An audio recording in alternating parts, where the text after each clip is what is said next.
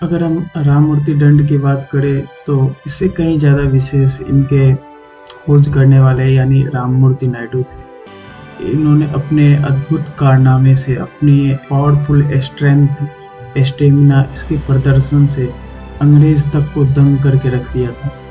सिर्फ अंग्रेज ही नहीं, इन्होंने उस वक्त के इंडियन नेशनल कांग्रेस के कहने पे इंग्लैंड भी गए और वहाँ के ब्रिटेन के किंग और क्वीन से मिले और इन्होंने अपने अद्भुत शक्ति का प्रदर्शन उनके सामने किया। जैसे कि इन्होंने अपने चेस्ट पे पूरे हाथी को 5 मिनट तक होल्ड करके रखा।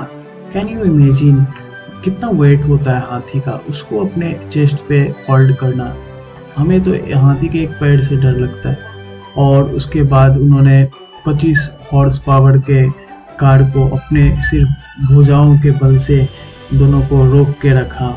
उसके बाद ये स्पेन भी गए और वहाँ आपको पता होगा स्पेन में बुल फाइटिंग होती है। बुल फाइटिंग का कोई पूर्व अनुभव भी नहीं था, इसके बावजूद उन्होंने जब मैदान में उतरे तो उन्होंने बुल को सींग से पकड़ के ऊपर उठा लिया और धरती पे फेंक दिया। तो इनके जो स्ट्रेंथ थे, स्टेमिना थे, मैं कहूँगा एक कोई भी बॉडी बिल्डर या रेसलर इनके बिल्कुल भी करीब नहीं आते। आई मीन उससे बहुत ही अलग थे। और इन्होंने कई बार अपने इस स्ट्रेंथ का रहस्य अपने ब्रह्मचर्य जीवन को भी दिया।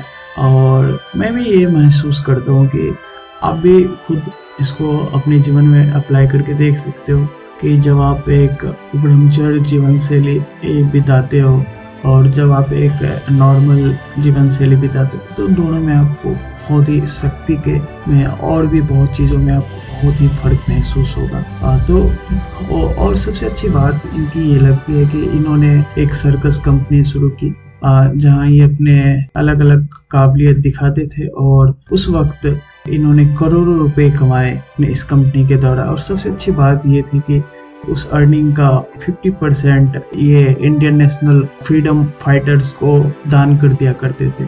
इनकी एक और खूबी थी, जैसा कि आजकल लोग कहते हैं कि आपको बॉडी बनानी है तो आपको नॉन वेज होना ही होगा, आपको मीट, मुर्गे, अंडे खाने ही होंगे। पर मैं बता दूं ये एक प्योर वेजिटेरियन थे, ठीक है। और उसके अलावा आपको तमिलनाडु के अभी वर्तमान के टेक्स्ट बुक में भी इनके ऊपर एक डेडिकेटेड चैप्टर मिल जाएंगे जहाँ की बताया गया है कि आप वेजिटेरियन फूड खा के भी आप बहुत ही पावरफुल स्टेमिना और स्ट्रेंथ बिल्ड अप कर सकते हो। तो ये थे राममूर्ति नायडू और ये है इनके द्वारा आविष्कार किया गया पुशअप का एक वेरिएंट जो मैं कहूँगा कि नॉर्मल पुशअप से थोड़ा डिफिकल्ट है पर उससे कहीं ज़्यादा पावरफुल है।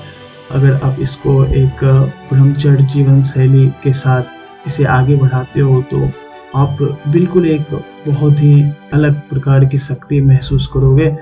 और इसमें सबसे खास बात यह है कि आप देख पा रहे होगे कि इसमें 2 आसन का कॉम्बिनेशन है, एक पर्वतासन और एक भुजंग आसन। और उसके साथ साथ आप आपका जो भी वेट है वो आप खुद ही अपने बॉडी का वेट भी लिफ्ट कर रहे होते हैं। तो यहाँ से आपको एक वेट लिफ्टिंग का भी फायदा मिलता है जिससे आपके मसल्स बिगर होते हैं। और साथ साथ आसन का कॉम्बिनेशन है तो यहाँ 2 आसन का कॉम्बिनेशन है तो यहाँ आपको स्ट्रेचिंग का भी लाभ मिलता है जिससे आपको ये करने से कोई इंजरी होने का कोई भी डर नहीं रहता है। और इसके साथ साथ स्ट्रेंथ, स्टेमिना ये तो आपको मिलते ही हैं। तो मैं कहूँगा अगर आप हर रोज़ भी करते हो और 15-20 भी लगाते हो तो आपके लिए बहुत ही अच्छा है।